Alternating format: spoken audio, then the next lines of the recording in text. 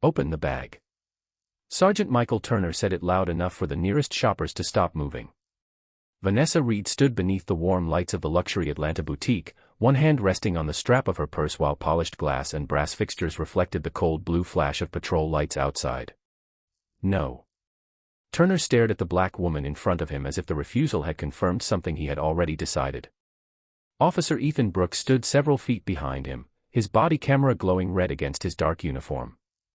Vanessa noticed it immediately. Keep every camera running. Turner gave a thin smile. You think that scares me? Vanessa held his gaze. I think the truth should never need permission. The store went quiet. A hanger clicked softly against a metal rack. A woman near the fragrance counter slowly raised her phone. Another shopper stepped aside, watching without pretending otherwise. Turner shifted closer to Vanessa. We received a report about suspicious activity near high-value merchandise. Vanessa glanced toward the handbag section. What exactly did I do? That is what we are trying to determine. Then determine it before searching me. Ethan looked toward the sales counter. A nervous young employee stood behind the register, arms folded tightly, while another associate whispered into a store phone. No alarm had sounded. No one had identified a missing item.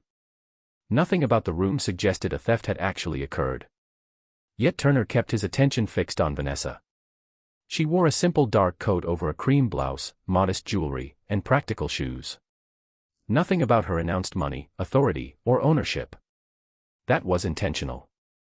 10 minutes earlier, Vanessa had entered through the same front doors as every other customer because she wanted to experience Reed and Blake without anyone preparing for her arrival. She had built the company from one rented storefront into a growing luxury retail brand, and before approving expansion plans, she wanted to see how ordinary customers were treated when management did not know she was watching. She had expected small problems. Slow service. Messy displays. Maybe an employee who needed better training. She had not expected to become the test. A newly hired associate had watched Vanessa move between designer handbags for several minutes and quietly told a coworker that she seemed out of place. Then a cream leather handbag appeared to be missing from its display. Nobody checked inventory. Nobody reviewed security footage. Someone called the police first. Now Turner pointed again toward Vanessa's purse. If there is nothing inside, opening it should not be a problem. Vanessa's expression remained calm. That is not how consent works. Ethan glanced at his supervisor. Sergeant, we have not confirmed anything was taken. Turner did not look back. We are confirming it now. Vanessa studied the ceiling above him. One camera covering the entrance. Two overlooking the sales floor. Another above the register. She knew every angle because she had approved the security plan herself. Turner mistook her attention for nervousness. Looking for a way out? Vanessa almost smiled. I am looking at the witnesses. Ethan's expression shifted. Turner stepped closer. Last chance. Open the bag. Vanessa kept her hand on the strap. Call your supervisor. Review the security footage. Check inventory. Pick one fact before you pick another assumption. Turner's jaw tightened. You think you can tell me how to do my job? Vanessa looked directly at the red light on Ethan's body camera, then back into Turner's eyes. No. I think your job should survive being watched. A shopper's phone remained raised near the jewelry display. The ceiling cameras kept recording. Turner looked around the boutique, suddenly aware that the room contained more witnesses than he had noticed when he walked in. Vanessa did not move. She had recognized his name the moment she saw his badge, but he had no idea why that mattered yet.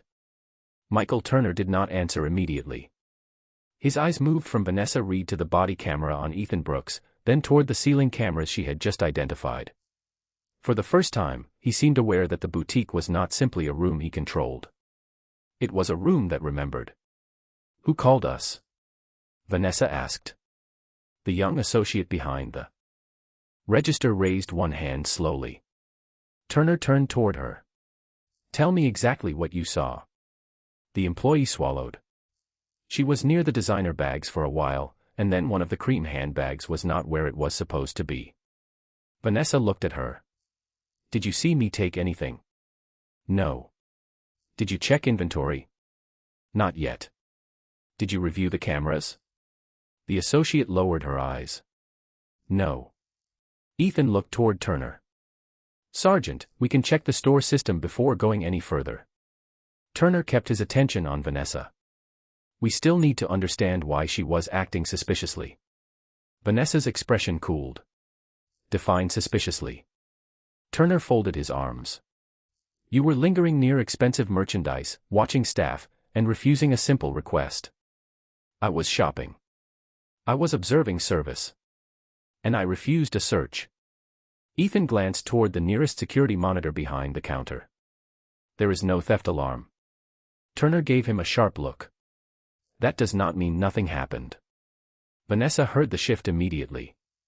The original concern was a missing handbag. Now the handbag almost did not matter. The suspicion had attached itself to her instead. Check the inventory, she said. Turner looked at her. You seem very interested in telling everyone what to do. I am interested in facts arriving before conclusions. Ethan walked to the register and asked the associate to pull up the inventory system. The boutique remained unusually quiet. Soft instrumental music still played through hidden speakers, but every small sound now seemed louder. The tap of Ethan's finger on the tablet. The hum of the air conditioning. The faint movement of customers trying not to stare. Vanessa stood where Turner had left her, one hand still resting on her purse strap. She knew the store system better than anyone in the room. Every high-value item was tagged. Every transfer between display sections was logged. If the cream handbag had been sold, moved, or checked into the stockroom, the system would show it. Turner watched her face as if waiting for fear to appear. It did not. You are awfully calm, he said. Vanessa looked at him. Would panic make me more believable? Ethan's head lifted slightly at the question. Turner ignored it. People who have nothing to hide usually want to clear things up. Vanessa nodded toward the inventory tablet. That is exactly what I am asking you to do. A few seconds later, Ethan frowned at the screen. Sergeant, the count shows every handbag accounted for. Turner stepped closer. Check again. Ethan did. Same result. Vanessa looked toward the display wall. Ask where the cream bag is supposed to be. The associate pointed toward a shelf near the rear. Ethan walked over, checked the tags, then paused. 6 feet from its assigned place, beneath the wrong product card, sat the cream leather handbag. He lifted one hand toward it. Found it. The room shifted. One customer lowered her phone just enough to whisper something to the person beside her. Vanessa did not move. Turner stared at the bag for a long second. Ethan returned with the inventory tablet. Nothing is missing. Vanessa looked directly at Turner. Now you have your answer. Turner should have ended it there. Ethan expected him to. The associate behind the register looked relieved. But Turner looked back at Vanessa's purse instead. That still does not explain why you refused the search. Vanessa's eyes narrowed. Because the item you thought was stolen was never stolen. That is not what I asked. It is the only answer that matters. Ethan shifted closer to his supervisor. Sergeant, we have no reported loss. Turner lowered his voice. We were called because staff were concerned. Vanessa looked toward the young associate. Concern based on what? The associate did not answer. Turner stepped in. Based on your behavior. Vanessa held his gaze. My behavior was being black in a luxury store while someone decided I looked out of place. The words landed without volume, but the boutique went silent anyway. Ethan looked down for a moment. Turner stiffened. What's your accusation? Vanessa's voice stayed even. Then give me another explanation supported by evidence. Turner had none. Instead, he pointed toward the front of the store. Step away from the merchandise while we finish this.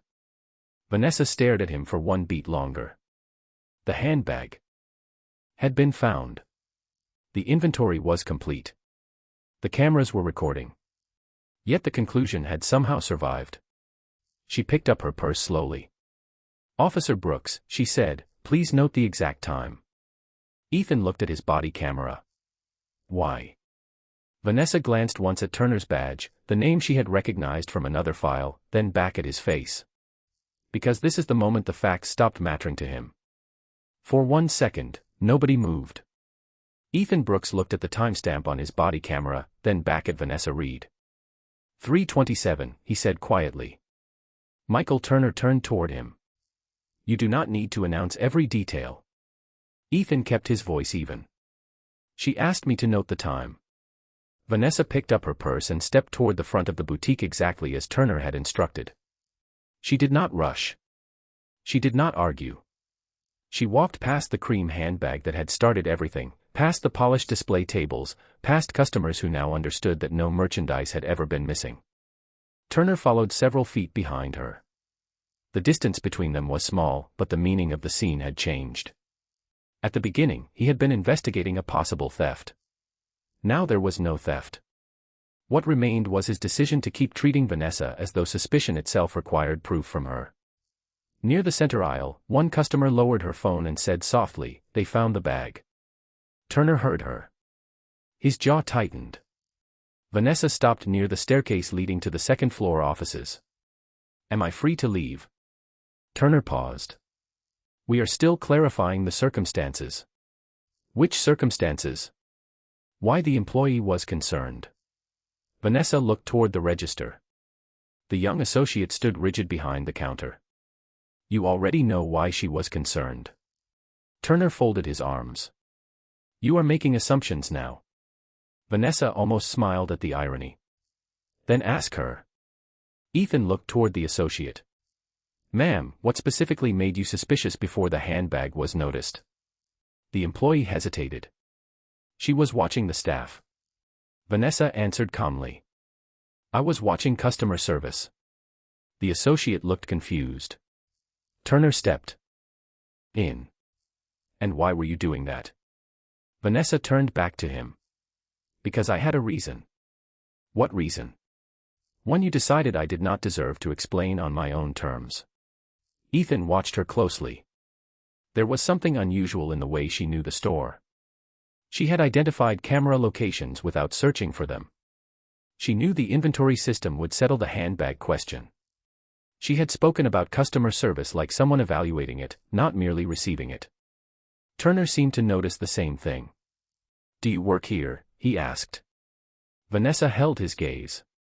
"Does that change whether anything was stolen?" "Answer the question." "No." Turner's expression hardened again. "Then why do you know so much about the store?" Vanessa looked toward the staircase. "Call the manager." "We already have staff here." "Call the manager." Ethan glanced toward the second floor. "That seems reasonable." Turner gave him a frustrated look. "You are taking her side now." Ethan shook his head. "I am trying to establish facts." Vanessa's eyes stayed on Turner. "That is what I asked you to do 20 minutes ago." Before he could answer, hurried footsteps sounded above them. A woman appeared at the top of the staircase holding a tablet against her chest. Lauren Pierce, the general manager, descended quickly, her expression tense from whatever message had finally reached her upstairs. "What happened?" she asked. Turner stepped forward. "We responded to a suspicious merchandise call. We are resolving it."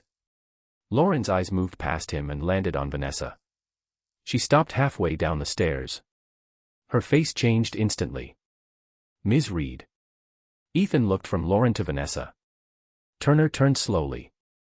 Lauren came down the remaining steps. "Why is Ms. Reed standing here with police?" Turner frowned. "You know her." Lauren stared at him as though the question made no sense. "Of course I know her." She looked at Vanessa. "Are you all right?" Vanessa nodded once. Turner glanced toward the Reed and Blake logo mounted behind the register. Then back at Vanessa. Lauren followed his confusion and finally understood. "Sergeant," she said carefully, "Vanessa Reed owns this company." The boutique fell silent. Again. Turner's posture changed almost immediately. His shoulders loosened. His voice softened. "Ms. Reed, if we had known that, This could have been handled differently. Vanessa looked at him for a long second. That is exactly what I was waiting to hear. Ethan's eyes shifted toward his body camera. Still recording. Vanessa continued, quieter now. Because if respect only arrives after you learn what I own, then it was never respect in the first place. Turner held Vanessa's gaze, but the confidence in his face was gone. Lauren Pierce stood beside Vanessa now, tablet pressed against her side, while Ethan Brooks remained a few feet away with the red light on his body camera still glowing. Around them, customers had begun whispering, but Vanessa did not look at anyone except Turner. You said this would have been handled differently if you knew who I was, she said. Turner exhaled slowly. I meant we would have had more context. Vanessa's expression did not change. You already had context. Nothing was missing. The inventory matched. No one saw me take anything. Ethan looked toward Turner. That is correct. Turner gave him a brief look, then returned to Vanessa. We responded to a call and made a judgment based on the information we had. And when the information changed? Vanessa asked. Turner did not answer. Lauren looked between them. Ms. Reed, do you want me to clear the floor? No. Vanessa glanced toward the customers. Let them shop. Then she looked at Ethan. Please make sure the store footage from the last 30 minutes is preserved. Lauren nodded before Ethan could answer. I can secure all 4 camera angles. Turner frowned. For what purpose? Vanessa turned back to him. For the record. You planning to file a complaint? His tone was more cautious now. Vanessa studied his badge again. Michael Turner. The name had been familiar from the second he entered the boutique, but she had let him speak, question, and continue long after the facts had changed. Not because she enjoyed the humiliation. Because she needed to know whether the name in an old legal file belonged to the same kind of judgment she was watching unfold in front of her. Maybe, she said. Turner narrowed his eyes. You know me. Vanessa picked up her purse. I know your name. Ethan's attention sharpened. Lauren looked at Vanessa, confused. From where? Vanessa glanced toward the staircase. Upstairs. The 4 of them moved toward the executive level, leaving the soft showroom music and curious customers below. Vanessa's office was quiet, warm afternoon light stretching across a walnut desk and a wall of framed store openings. Turner stopped near the doorway, his expression changing as he took in the scale of the room. Vanessa walked to a locked file cabinet behind her desk and removed a thick folder. She placed it on the desk without explanation. Ethan stayed near the door, body camera still active. Lauren stood beside Vanessa. Turner looked at the folder.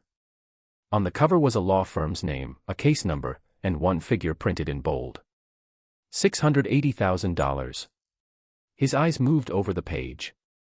Vanessa opened the folder and turned several documents toward him. Recognize this? Turner looked down. At first, nothing changed. Then his eyes stopped on a line halfway down the page. His name. Michael Turner. He looked up at Vanessa. What is this? A civil rights complaint that has been active for months. Turner's face hardened defensively. I have been advised not to discuss pending litigation. Vanessa nodded. That is probably good advice. Ethan stepped slightly closer, trying to read the page without intruding. Lauren looked stunned. Turner stared at Vanessa again. You knew who I was when we walked in. When I saw your badge. And you said nothing. Correct. His voice rose slightly. Why? Vanessa did not match his volume. Because I wanted to know whether the facts would stop you before my identity did. The room went still. Turner looked toward Ethan's body camera. Vanessa followed his eyes. Do not worry. I asked him to keep it running. Ethan said quietly, it has been on the entire time. Turner looked back at the folder. This incident has nothing to do with that case. Vanessa rested one hand beside the documents. Maybe not. She paused. But the city has been calling that case an isolated mistake. Turner said nothing. Vanessa continued. Today may help answer whether it really was isolated. For the first time since entering the boutique, Turner looked less concerned with controlling the situation than with what had already been recorded. Turner looked at the folder again, then at Ethan Brooks, as if hoping the younger officer might somehow make the connection disappear. Ethan did not move. The red light on his body camera remained steady. Vanessa Reed closed the folder halfway, leaving the $680,000 figure visible beneath her hand. "This is not a courtroom," Turner said. "No," Vanessa replied. "It is a record." Lauren Pierce stood beside the desk, still processing the fact that the officer downstairs had already been connected to an earlier civil rights complaint. Turner shifted his weight. "You are trying to turn a misunderstanding into a pattern." Vanessa looked at him.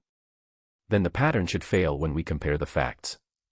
Ethan's eyes moved toward her. The sentence was simple, but it changed the room. No accusation.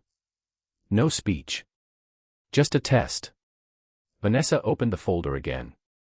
"In the earlier complaint, your report said the subject appeared evasive after being questioned near a retail property." Turner said nothing.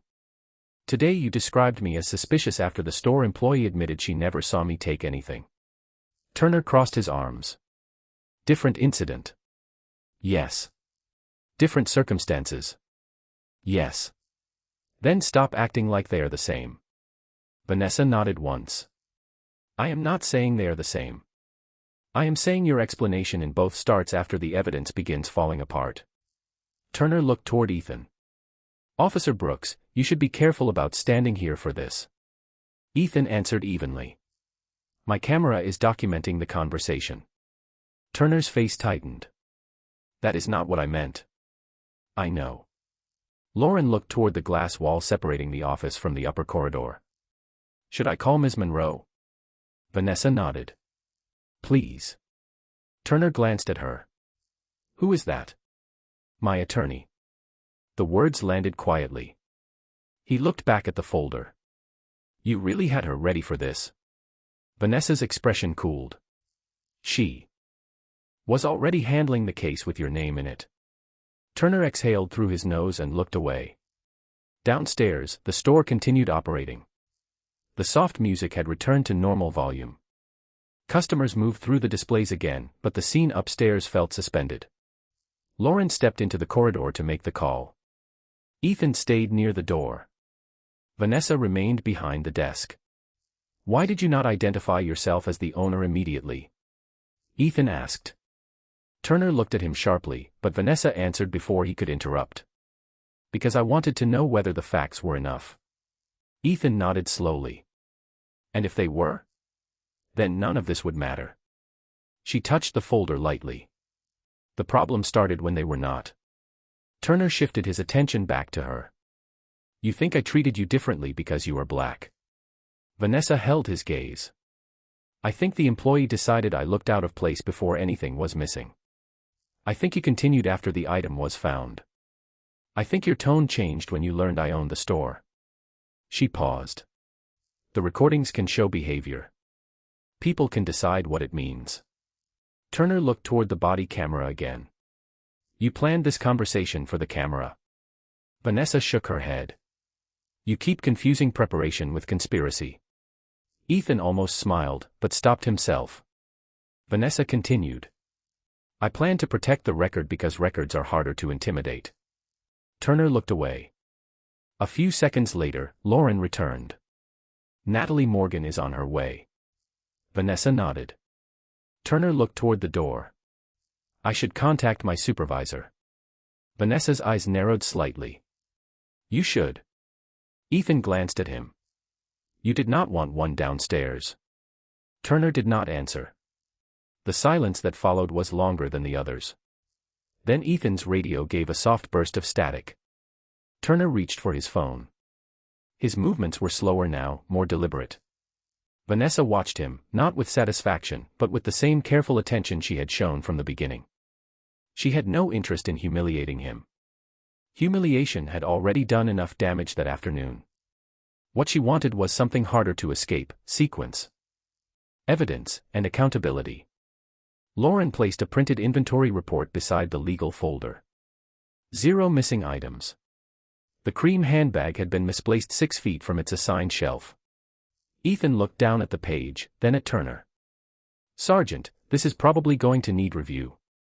Turner stared at him. You think? Ethan met his eyes. Yes. Vanessa folded her hands on the desk. For the first time, Turner did not argue with the facts. He only looked at the cameras, the folder, the report, and the people who had witnessed each decision. Downstairs, the misunderstanding had begun with a handbag in the wrong place. Upstairs, it was becoming clear that the real question was whether the same judgment had been misplaced more than once. Natalie Morgan arrived 20 minutes later carrying a slim leather briefcase and the kind of calm that made everyone else in the office seem louder. She greeted Vanessa Reed first, then Lauren Pierce, then looked toward Michael Turner and Ethan Brooks. I was told there is new video, she said. Vanessa nodded toward Ethan's body camera. Continuous. Lauren added, and 4 store angles. I have already locked the files so they cannot be overwritten. Natalie set her briefcase on the walnut desk beside the inventory report. Good. Turner stood near the glass wall, phone in hand after speaking with his supervisor. He looked less certain now, but still defensive. Counselor, I am not discussing pending litigation without representation. Natalie gave him a brief nod. I am not asking you to. She opened her briefcase and removed a yellow legal pad. I am here to preserve evidence and document what happened today. The distinction seemed to bother him more than an argument would have. Vanessa stepped toward the window. Below them, customers moved through the boutique again. The cream handbag had been returned to its correct shelf. Everything looked normal from 20 feet above the sales floor. That was what disturbed her. A room could return to normal long before the people inside it understood what had happened. Lauren entered the office holding a printed copy of the employee's internal message log. You need to see this. Vanessa took the page. The young associate had sent a message to another employee several minutes before the handbag was noticed. The sentence was short. She said Vanessa looked out of place and that she was keeping an eye on her. Natalie read it twice. Turner leaned slightly forward. That is an employee statement. Not mine. Vanessa turned toward him. Correct. He seemed surprised by the answer. Vanessa continued, I am not assigning you words you did not say. Natalie looked at her, understanding where she was going. Vanessa placed the page beside the inventory report. The employee made the first assumption. You had multiple opportunities to test it. Turner folded his arms. We did test it. Ethan spoke before Vanessa could. The item was found. Inventory matched. Turner looked at him. Ethan did not retreat. After that, Sergeant, you continued asking to search her purse and moved her away from the merchandise. The office became still again. Natalie wrote something on her legal pad. Turner looked toward the body camera. You are making it sound worse than it was. Ethan answered carefully. I am describing the sequence. Vanessa looked at Natalie. That sequence matters. Natalie nodded. It does. Turner exhaled. So what happens now? Vanessa did not answer immediately. She looked down at the sales floor, where the young associate stood behind the register with her shoulders lowered. First, nobody gets fired in anger. Lauren looked at her. You want her to stay? For now. Vanessa turned from the window. She made a bad decision. If we fire her before we understand why she made it, the next person may make the same one. Turner gave a faint, skeptical look. That is generous. Vanessa's eyes moved to him. Do not mistake restraint for weakness. The sentence stopped him. Natalie closed the folder halfway. The company can address its employee. The department will address its officers. Those are separate processes. Turner nodded slowly. And the lawsuit? Natalie looked at him. Also separate. She tapped the legal folder. Today's incident does not automatically prove the earlier claim. It does not automatically create damages. It does not guarantee the amount being discussed. Vanessa added, but it creates another record. Natalie nodded. And records can be compared. Ethan looked toward Vanessa. Is that why you recognized him? Turner turned sharply. Vanessa met his eyes. Yes. You knew my name from the case. I did. And you let this continue. Vanessa's expression tightened. I let the cameras continue. You made your own decisions. The words landed harder because she did not raise her voice. Outside the office, evening light had begun to fade across the glass. Natalie gathered the inventory report, the employee message, and the preservation confirmation. I will send formal notices tonight. Turner looked toward the door. My supervisor said professional standards may contact everyone. Ethan nodded once. Lauren looked at Vanessa. What do you want me to tell the staff? Vanessa looked through the glass toward the sales floor. Tell them the store is open tomorrow. Lauren waited. Vanessa continued, then tell them discomfort is not evidence. No one answered. The air conditioning hummed softly above them. The red light on Ethan's body camera stayed on. And for the first time that afternoon, Michael Turner had nothing left to question except the choices already preserved in front of him. 3 days later, Vanessa Reed sat at the end of a long conference table while Natalie Morgan placed 2 transcripts side by side beneath the white morning light. One came from the earlier civil rights complaint. The other was Ethan Brooks's written account from the boutique. Vanessa did not touch either document. She had already read them twice. Natalie tapped one line with her pen. Different incidents. Different locations. Different people. Vanessa nodded. But. Natalie looked at her. But the sequence deserves attention. In the earlier complaint, Michael Turner had described a subject as evasive after suspicion had already been raised. In the boutique, he had continued questioning Vanessa after the handbag was found and the inventory showed nothing missing. Natalie leaned back. The new incident does not prove the old one. It does not guarantee $680,000. But it makes the city's argument about an isolated mistake harder to maintain. Vanessa looked through the glass wall toward downtown Atlanta. Traffic moved below in steady lines. Then keep the language precise. Natalie smiled faintly. I plan to. Across town, Turner sat in a professional standards interview room with a department representative beside him. The room was plain, almost deliberately so. No polished brass. No luxury displays. Just a table, 3 chairs, a wall clock, and the printed timeline of his decisions. The investigator asked, when the handbag was located and inventory confirmed there was no loss, why did the contact continue? Turner looked at the page. The employee had raised concerns. What specific evidence remained? Turner paused. Her behavior. Describe the behavior. Another pause. He could hear how thin the answer sounded before he gave it. Meanwhile, Ethan was interviewed separately. He did not speculate about Turner's motives. He did not exaggerate. He simply described the sequence.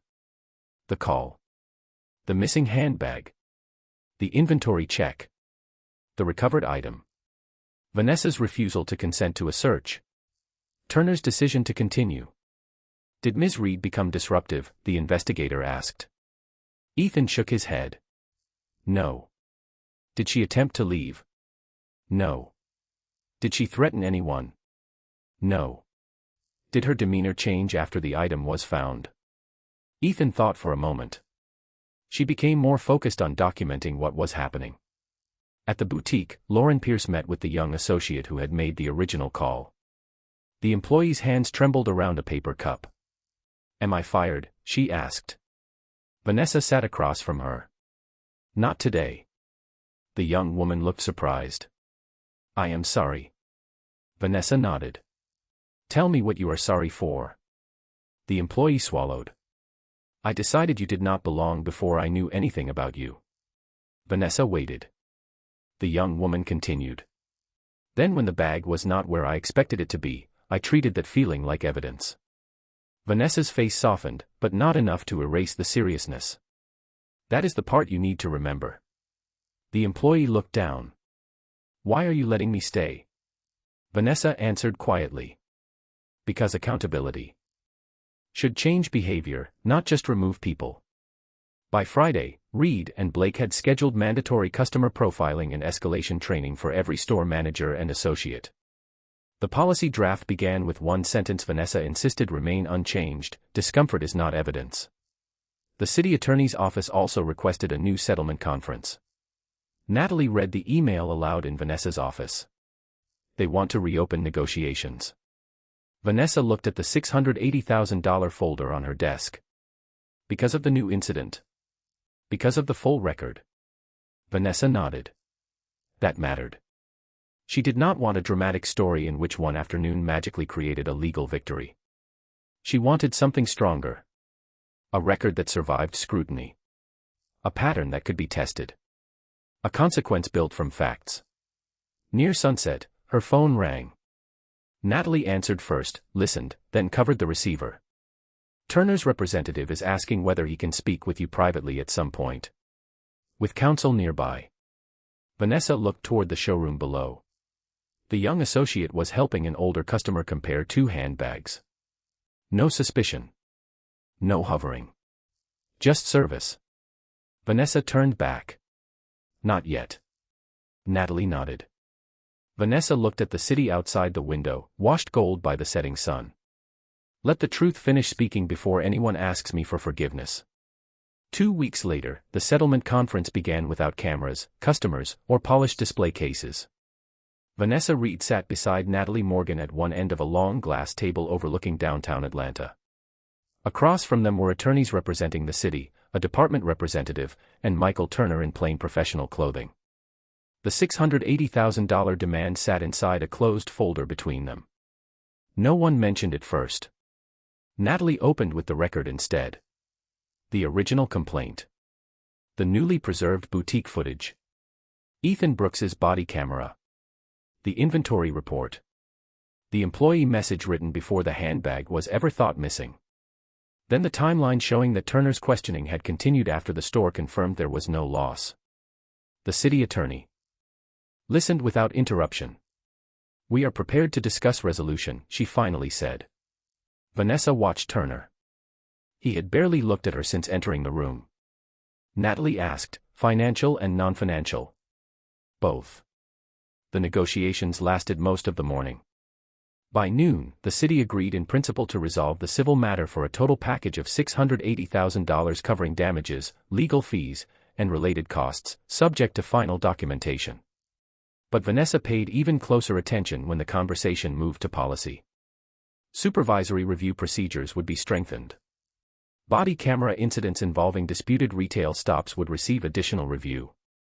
Officers would complete updated bias and decision-making training.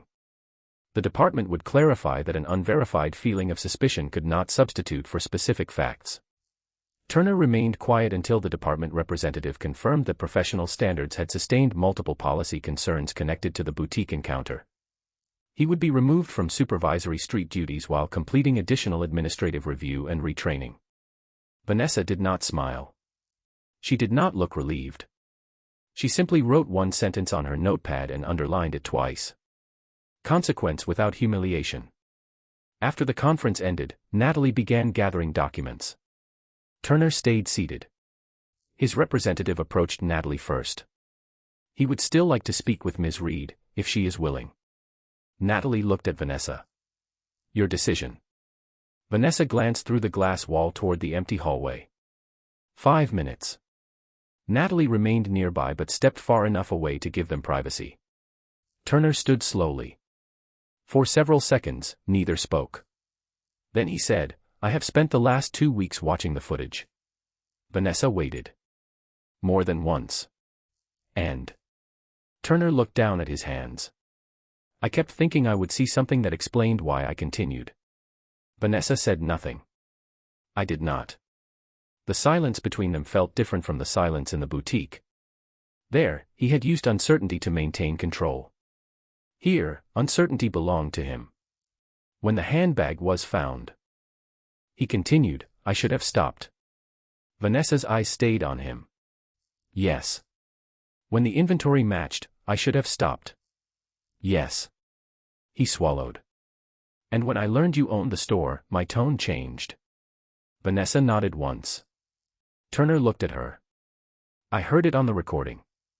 So did everyone else. He lowered his eyes again. I am sorry. Vanessa let the words sit between them. She could have made him explain more. She could have forced him to repeat every mistake. Instead, she asked one question. What are you sorry for? Turner took a breath. For deciding what you were before I knew what happened. Vanessa's expression softened slightly. That matters more than apologizing for embarrassing the wrong person. Turner looked confused. The wrong person? You thought the problem was that you treated the owner badly. She shook her head. The problem was that you would have been comfortable treating an ordinary customer that way. Turner had no answer. Vanessa continued, I do not need you to carry shame forever. I need you to remember what your certainty cost when facts were available. Turner nodded slowly. I will. Vanessa looked toward the conference room, where Natalie was closing the $680,000 folder. Then prove it somewhere nobody is recording. Turner followed her gaze. You forgive me. Vanessa paused. Forgiveness is personal. Accountability is public. Do not confuse them. He accepted that without protest. When Vanessa left the building, late afternoon sunlight reflected off the windows above her. Natalie walked beside her. You could have said more. Vanessa looked toward the street. He already heard enough. You think he understood? Vanessa watched people moving through the crosswalk, ordinary strangers passing one another without knowing who owned what, who had money, who had influence, or who carried a legal file with their name inside. I think understanding begins when excuses stop working. Natalie nodded. Vanessa continued walking. The settlement would become official after signatures. The department would complete its review. Reed and Blake would finish its new training. None of it could erase what had happened in the boutique. But for the first time, the consequences were no longer built around who Vanessa was. They were built around what the evidence showed. The settlement was signed the next morning. $680,000 resolved the civil matter, but Vanessa Reed knew the number would eventually become the least important part of the story. Money could close a case. It could not decide what happened the next time someone walked into a store and looked unfamiliar to the person behind the counter. So Reed and Blake changed more than paperwork. Every employee completed new training on customer profiling, escalation, and evidence. Managers were required to review facts before police were called unless there was an immediate safety concern. One sentence appeared at the top of every training document Vanessa approved: discomfort is not evidence. Lauren Pierce made sure every location used the same standard. The young associate who had first watched Vanessa with suspicion stayed with the company. She trained, listened, and learned. Weeks later, Vanessa watched from the second-floor railing as an older black woman entered carrying a simple canvas tote and wearing a faded work jacket. The associate looked up from the register. For half a second, Vanessa remembered the afternoon that had changed everything. Then the employee smiled. Good afternoon. Let me know if you need anything. Nothing else happened. No hovering. No whispering. No phone call. The woman browsed handbags at her own pace, asked about a leather tote, and received the same patient service given to everyone else. Vanessa rested one hand on the cool glass railing. That ordinary moment felt more meaningful than the settlement conference. Across the city, Michael Turner remained away from supervisory street duties while completing retraining and administrative requirements. Ethan Brooks returned to regular assignments with one lesson he repeated whenever younger officers asked about the incident. Keeping the camera on was the minimum. Listening to what the facts were saying was the real job. Turner never became a hero in Vanessa's story. She did not need him to. Redemption was not. Pretending the past had disappeared. It was what someone chose after there were no excuses left. Months later, Vanessa received a short letter from Turner. No dramatic confession. No request for forgiveness. He wrote that during a later retail call, an employee had described a customer as suspicious without identifying any specific conduct. Turner asked for facts first. There was no loss. No violation. The customer continued shopping. Vanessa read the letter once, folded it, and placed it inside the old legal folder. Not because one better decision erased everything, but because change had to begin somewhere. That evening, she returned to the boutique shortly before closing. Warm light reflected across the glass cases and polished floor. The cream handbag from that day had long since been sold. The security cameras still watched quietly from the ceiling. A young black woman entered wearing work clothes and carrying a backpack. She looked tired, maybe coming directly from a shift somewhere nearby. The same associate greeted her without hesitation. "Welcome in. Take your time."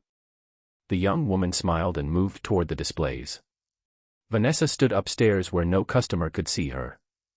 Nobody downstairs knew the owner was watching. Nobody needed to. That was the point. Respect that appears only after wealth, status, or power is revealed is not respect. It is calculation. Real respect arrives before the title, before the bank account, before anyone discovers who knows whom. Vanessa had never wanted to prove that she belonged inside her own store. She wanted the next person to walk through those doors without having to prove that she belonged anywhere.